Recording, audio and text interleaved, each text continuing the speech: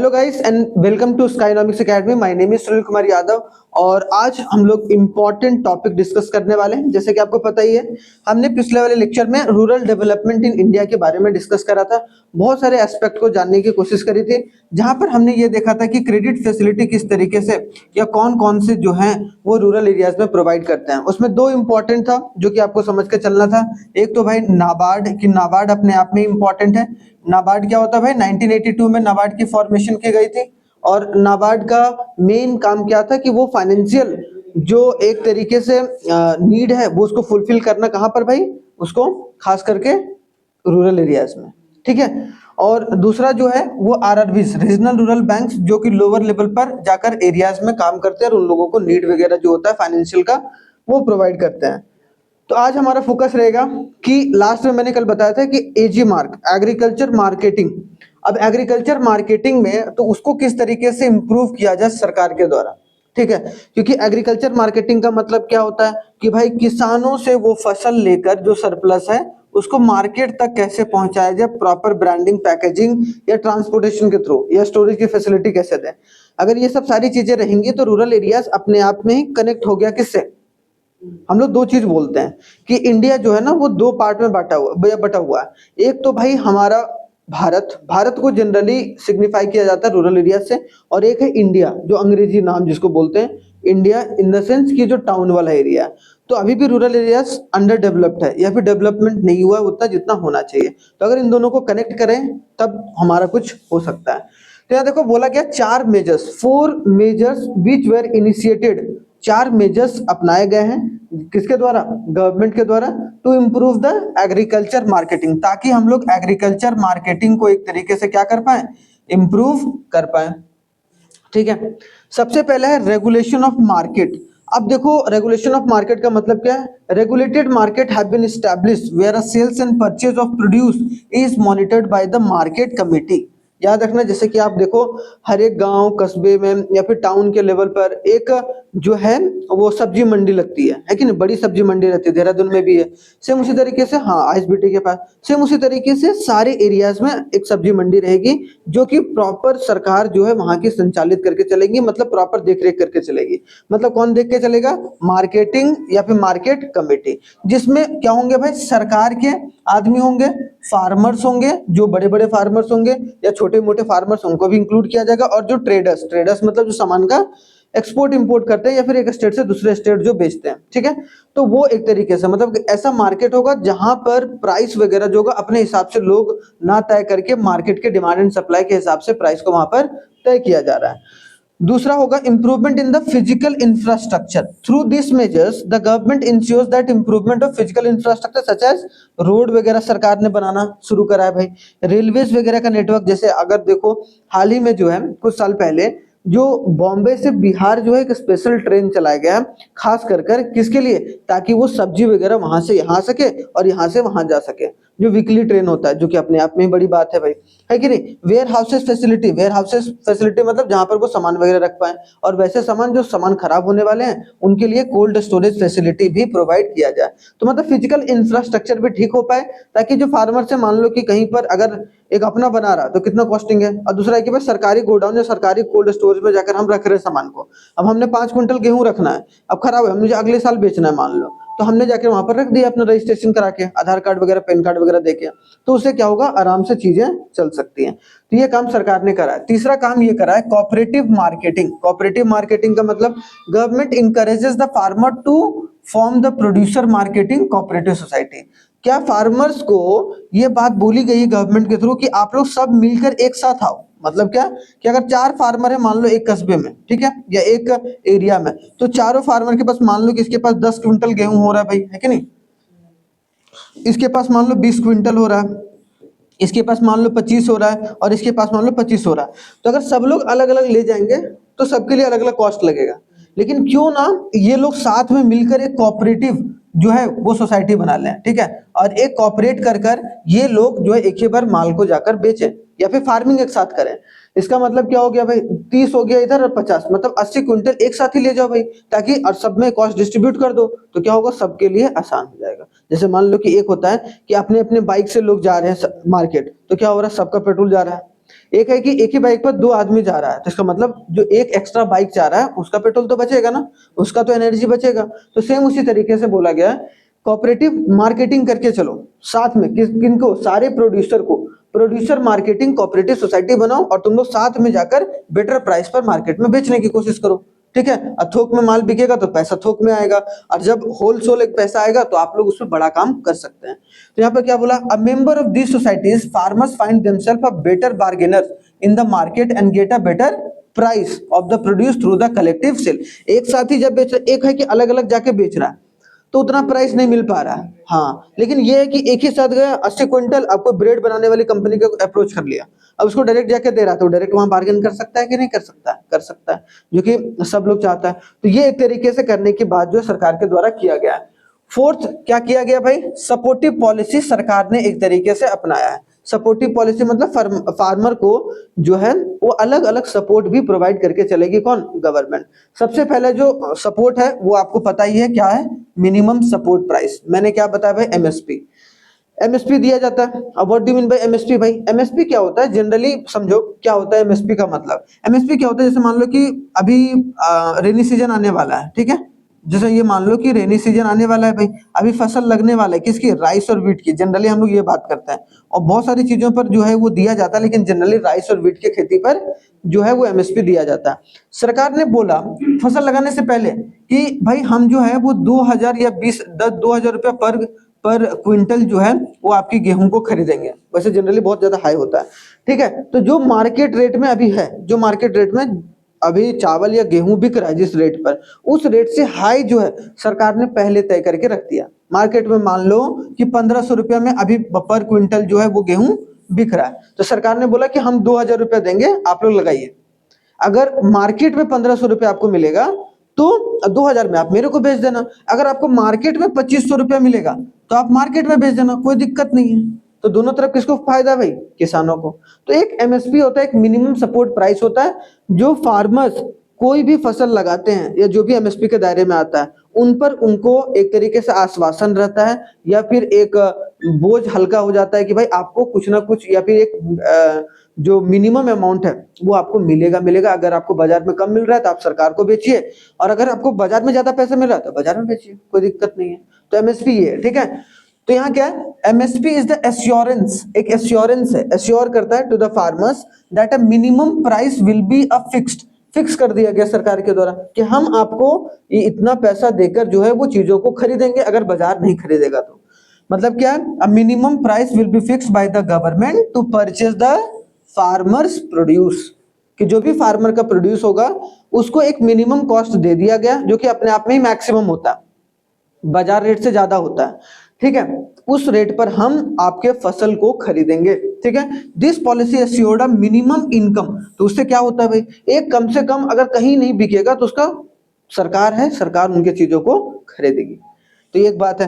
दूसरा है maintenance of the buffer stock. Buffer stock का मतलब व्हीट एंड राइस। देखना जनरली जो राशन कार्ड में बढ़ता है वो तो या तो गेहूं बढ़ता है या तो चावल बढ़ता है, क्योंकि ज्यादातर जो बफर स्टॉक है, बफर स्टॉक मतलब स्टॉक कौन करता है हमारे देश में, एफसीआई करता है, याद रखना, फूड कॉर्पोरेशन ऑफ इंडिया। जो भी सारा फार्मर्स बेचता है मिनिमम सपोर्ट प्राइस पर, वो कौन एक तरीके से स्टॉक करके रखता है, एफसीआई। देखो यहाँ पे बोला when a price is in open market are much below the minimum support price. मान लो सरकार ने एमएसपी जो है वो एक तरीके से 2000 रुपया रखा भाई, लेकिन बाजार में 1000 पर ही मिल रहा है, तो वो क्या करेंगे, जाकर एमएसपी रेट पर सरकार को बेच देंगे और सरकार उसका बफर स्टॉक बनाकर चलेगा, ठीक है। तो यहाँ पे बोला the government purchase the produce from the farmer at MSP. जब बाजार में रेट क्या हो, कम हो। अगर बाजार में रेट ज्यादा मिल रहा है फार्मर को तो वहां बेच दो। तो दोनों तरफ से किसको फायदा है, फार्मर को ही फायदा है, ठीक है। उसके बाद these purchase from the farmers are kept by, किसके द्वारा रखा जाता है, food corporation of India as a buffer stock, कि जब जरूरत पड़ेगा तो हम लोग उसके हिसाब से चीजों को निकालेंगे या फिर लोगों के बीच बांटने का जो काम करेंगे। खास करके क्या भाई, व्हीट और राइस। तो ये अपने आप में इंपॉर्टेंट है, जो कि आपको समझकर चलना है। उसके बाद देखो तीसरा काम क्या किया जाता है इसी के तहत भाई, कि किसके तहत, देखो ये वाला, ये देख लो 4 सपोर्टिव पॉलिसी के तहत। 4 थे भाई, 3 हमने पहले पढ़ लिए, मार्केटिंग के तहत जो एग्रीकल्चर मार्केटिंग, चौथे में minimum support price, maintenance of buffer stock of wheat and rice, और distribution of food grains and sugar. देखो शुगर का भी देखना, शुगर भी एक तरीके से डिस्ट्रीब्यूट किया जाता है किसके थ्रू भाई, राशन कार्ड के थ्रू। हाँ, एफसीआई ही उसको प्रोक्योर करके चलता है। तो stock purchase by the government at MSP are used primarily for the PDS. PDS का मतलब पब्लिक डिस्ट्रीब्यूशन सिस्टम। अब पब्लिक डिस्ट्रीब्यूशन सिस्टम मतलब क्या कि प्राइस ऑफ, प्राइस ऑफ कौन, जो राशन कार्ड होल्डर रहते हैं, वो राशन कार्ड होल्डर वो लोग कहाँ जाते हैं भाई, पब्लिक जो प्राइस शॉप पर, फेयर प्राइस शॉप बोलते हैं उसको, जहां पर राशन बिकता है ना, जहां पर 1 रुपया किलो मिलता है वहां राशन, जहां पर सरकारी, हाँ 1 रुपया एक चावल, 1 रुपया, 1.5 रुपया, 2 रुपया अधिक से अधिक, तो वो 2 रुपये में चावल फेयर प्राइस शॉप जो सरकार के द्वारा पीडीएस सिस्टम के तहत, अब तुमको पूछेगा भाई सरकार कौन से सिस्टम के तहत बांटती है, तो पीडीएस, पब्लिक डिस्ट्रीब्यूशन सिस्टम, ठीक है। और इसके तहत जो है वो हर एक कस्बे में पॉपुलेशन के हिसाब से एक फेयर प्राइस शॉप खोले जाते हैं, जिस शॉप पर जो है वो बोला जाता है कि वहां जाकर आप अपना राशन कार्ड दिखाइए, वहां से आप राशन हाँ ले लीजिए। करणपुर में यहाँ भी है, इधर भी एक डालन वाला में भी है, ठीक है। तो ये चीजें हैं, और अपने आसपास आप लोग भी देखते होंगे कि राशन कार्ड के शॉप जो रहते हैं उसको हम लोग क्या बोलते हैं, फेयर प्राइस शॉप, जो कि 1 से 1.5 रुपया 2 रुपये में जो है अनाज वगैरह दिया जाता है, ठीक है। अब देखो डाइवर्सिफिकेशन ऑफ एग्रीकल्चर एक्टिविटी, हमने क्या बोला भाई, सिर्फ एग्रीकल्चर पर सरकार को काम करने से कुछ नहीं होगा, एग्रीकल्चर के अलावा भी बहुत सारी चीजों पर सरकार को खर्च करना पड़ेगा। जैसे मैंने बोला मुर्गी पालन पर खर्चा करो, फ्रूट्स एंड वेजिटेबल्स उपजाने का या उगाओ उस पर तवज्जो देना चाहिए, ऑर्गेनिक फार्मिंग पर तवज्जो देना चाहिए। तो यहाँ पर क्या है कि डाइवर्सिफिकेशन होना चाहिए, बहुत जरूरी है। अगर मान लो सिर्फ एक ही सब्जेक्ट तुम जीवन में पढ़ते रहोगे तो गड़बड़ है, आपको हर एक चीज की नॉलेज होनी जरूरी है। इसलिए हमें अप टू क्लास 12 देखो साइंस, आर्ट्स, कॉमर्स सब पढ़ा दिया जाता है, लगभग लगभग थोड़ा थोड़ा, ताकि चीजें एक तरीके से समांतर तरीके से चले। तो यहीं पर बोला गया डाइवर्सिफिकेशन जरूरी है। It implies that provision of alternate employment opportunity, कि जो एग्रीकल्चर के अलावा भी कहीं दूसरा अपॉर्चुनिटी होना चाहिए जहां पर बंदा काम कर सके, ठीक है। तो labour force engage in an agriculture, जो कि opportunity for the labour force engage in agriculture, जो एग्रीकल्चर में इन्वॉल्व है उनको एक दूसरा मौका या कहीं मिले। तो diversification is an emerging challenge, diversification एक अपने आप में ही चैलेंज है उन लोगों के लिए जो रूरल एरियाज के हैं, ठीक है, कॉन्टेक्स्ट टू रूरल एरियाज। क्यों भाई, दो एस्पेक्ट में, पहला डाइवर्सिफिकेशन ऑफ क्रॉप प्रोडक्शन, एक ही जैसे क्रॉप जो उगाए जा रहे हैं, अलग अलग क्रॉप नहीं उगा रहे हैं, जिसके वजह से भी प्रॉब्लम निकल के आती है। Diversification of productive and non farm activity, किसी फार्मिंग एक्टिविटी करते रहते हैं, अब 4-5 महीना बैठे रहते हैं, तो वो बैठे ना रहे और उस वक्त जो अपने खेत पर दूसरी कुछ खेती करें, उनको नॉलेज, हाँ, कि अगर ऐसा तो नहीं कि हाँ 4-5 महीने में आपका फसल कट भी जाता है, सब चीज हो जाता है, मतलब राइस और वीट का, तो सिर्फ आप राइस और वीट उगाकर आप जीवन मतलब या फिर एम्प्लॉयमेंट अपॉर्चुनिटी क्रिएट नहीं कर सकते हैं। तो यहाँ पर अगर देखा जाए डाइवर्सिफिकेशन ऑफ क्रॉप प्रोडक्शन में क्या है भाई, तो डाइवर्सिफिकेशन ऑफ प्रोडक्टिव और नॉन प्रोडक्टिव फार्म, यहाँ पर बोला क्रॉप प्रोडक्शन में क्या कर सकते हैं, this implies that shift from single cropping system, कि डाइवर्सिफिकेशन ऑफ क्रॉप प्रोडक्शन के तहत जो दो एस्पेक्ट हमने पढ़ा है उसमें पहले में क्या कर सकते हैं कि जो सिंगल क्रॉपिंग सिस्टम में चल रहे हैं उससे आप क्या करो 2 या 3 क्रॉपिंग सिस्टम में चले जाओ, मतलब साल में 2 या 3 अलग अलग तरीके से खेती को किया जाए, ठीक है, to a multiple cropping system. In India where subsistence farming is still dominated, it में means to shift from subsistence farming to the commercial farming. Subsistence farming क्या होता है भाई, वैसा फार्मिंग जहां पर जो है अभी भी हम लोग वहां पर जो उसका मलबा बच जाता है वीट और राइस का, उसको जलाकर फिर उसके बाद हम लोग चीजों को उसी में एक तरीके से अगले साल फिर हम लोग खेती करते हैं। तो जो पुराना तरीका है फार्मिंग का उसको बदल कर मल्टीपल क्रॉप जो फार्मिंग हम लोगों को सीखनी चाहिए या फिर उस पर तवज्जो देनी चाहिए सरकार को। तो ये हम लोग कर सकते हैं डाइवर्सिफिकेशन ऑफ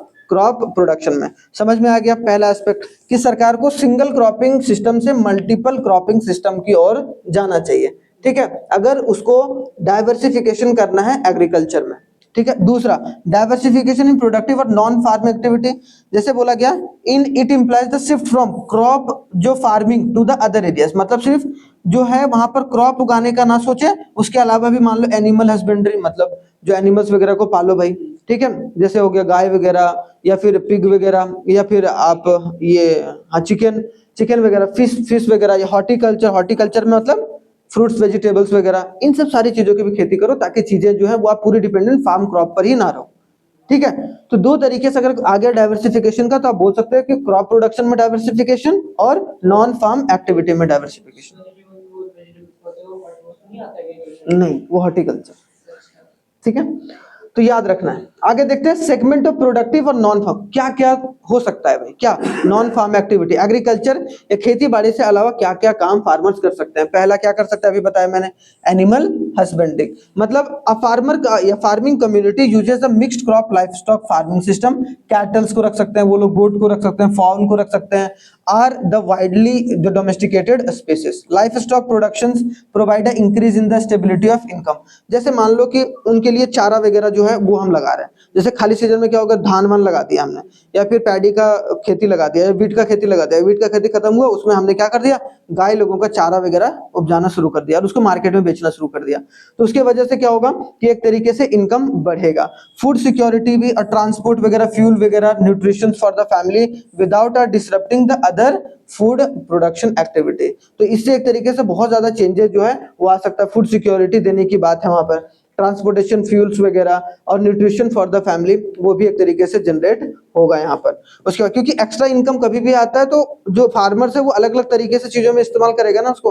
हो सकता है कि अपनी फैमिली के लिए अलग अलग चीजें आए, अच्छे तरीके से घर बनवा ले, अच्छे तरीके से वो एजुकेशन दे रहा है, हेल्थ फैसिलिटी अच्छे तरीके से दे पा रहा है। दूसरा काम क्या कर सकते हैं वो लोग, फिशरीज का, जैसे कि केरला हो गया, महाराष्ट्र हो गया, गुजरात और तमिलनाडु, जितने कोस्टल एरिया वाले रीजन है, जो हाँ मतलब कोस्टल एरिया वाले रीजन जहां पर समंदर वगैरह है, वहां पर are a principal states in India where the fisheries is an important source of livelihood in the rural areas. तो रूरल एरियाज में वहां पर तो उन पर फोकस करो भाई, ताकि उन लोगों को जो है और चीजें करने की जरूरत ना पड़े, ठीक है। और फिशरीज वैसे भी आप कर सकते हैं भाई, जैसे मनरेगा के तहत वीबीजी रामजी, जो अभी मनरेगा बदल गया, उसके तहत भी छोटा सा तालाब बनाओ, उसमें सिखाओ कि भाई किस तरीके से मछली पालन करना है, उस मछली को बाजार में जाके बेचो, ठीक है। तो चीजें अलग अलग तरीके से की जा सकती हैं, तो ये काम करना है। हॉर्टिकल्चर पर इंडिया अडॉप्टेड, अब यहाँ पे क्या बोल रहा है, हॉर्टिकल्चर जरूरी है। हॉर्टिकल्चर में देखो क्या क्या आता है, हॉर्टिकल्चर क्रॉप्स क्या होता है, जैसे फ्रूट हो गया, वेजिटेबल्स हो गया, ट्यूबर क्रॉप्स हो गया, मतलब अलग अलग तरीके से जो भी क्रॉप्स होते हैं। फिर आपको अगर देखने मिलेगा फ्लावर्स हो गया, मेडिसिनल प्लांट्स वगैरह हो गया, जो एरोमेटिक प्लांट्स स्पीसीज, स्पीसीज मतलब जैसे दालचीनी हो गया, दालचीनी हो गया, आपने उसका क्या बोलते हैं, हल्दी की खेती, या फिर बहुत सारे स्पीसीज जैसे कि आपको जीरा की खेती, तो वो सब सारी चीजों की खेती आप कर सकते हैं, क्योंकि हमारा मिट्टी है उसी के लिए बना हुआ है। तो वो सब चीजों के बारे में प्लांटेशन क्रॉप कर सकते हैं। प्लांटेशन क्रॉप का मतलब आप ये केले की खेती कर सकते हैं, आप शुगर केन की खेती कर सकते हैं, अलग अलग प्लांटेशन की खेती किया जा सकता है। तो हॉर्टिकल्चर को भी बढ़ावा देना चाहिए। ये सब सारे में क्या है, these crops play a important role in providing a food, nutrition and employment. तो ये फूड भी प्रोवाइड करेंगे, न्यूट्रिशन भी प्रोवाइड करेंगे और एम्प्लॉयमेंट भी जनरेट करने की कोशिश करेंगे। बोला गया यहाँ पर देखो, the period between 1991 and 2003 is called the golden revolution, जहां पर हमने हॉर्टिकल्चर के प्रोडक्शन पर बहुत ज्यादा फोकस करा था, ठीक है। तो याद रखना इंपॉर्टेंट है कि हॉर्टिकल्चर को एक तरीके से हमने फोकस करके चला था।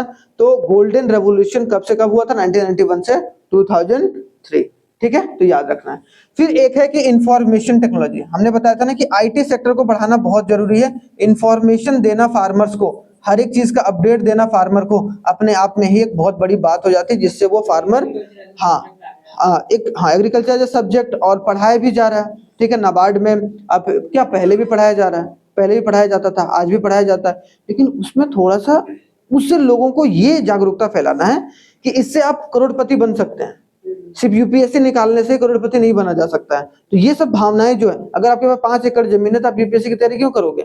आप 5 एकड़ जमीन पर कुछ 8, 10, 20 लेबर रखो और वहां पर अपने बिजनेस शुरू करो, ऑर्गेनिक फार्मिंग का, स्पीसीज का करो या स्पाइसेस का करो, ठीक है। स्पाइसेस वगैरह आप कोई कर सकते हो आराम से, कोई दिक्कत नहीं है।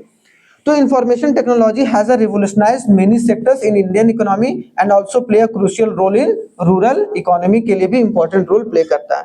अगर देखा जाए IT plays a very significant role in achieving a sustainable development and food security. तो अगर फूड सिक्योरिटी के लिए और आगे चलकर अगर सस्टेनेबल डेवलपमेंट करना है बिना मिट्टी के नुकसान या मिट्टी को नुकसान दिए हुए, या फिर मान लो कि एक मिट्टी है, एक मिट्टी मान लो कि उस मिट्टी के लिए दूसरा क्रॉप जो लगाया जा रहा है वो क्रॉप सुटेबल है ही नहीं, तो फिर हम उस क्रॉप को क्यों लगा रहे हैं, क्योंकि हमारे पास इंफॉर्मेशन नहीं है, ठीक है। अगर इंफॉर्मेशन होता तो हम सही तरीके से क्या करते हैं, उसको लगा पाते भाई। तो ये अपने आप में इंपॉर्टेंट है, जो कि समझ के चलना है।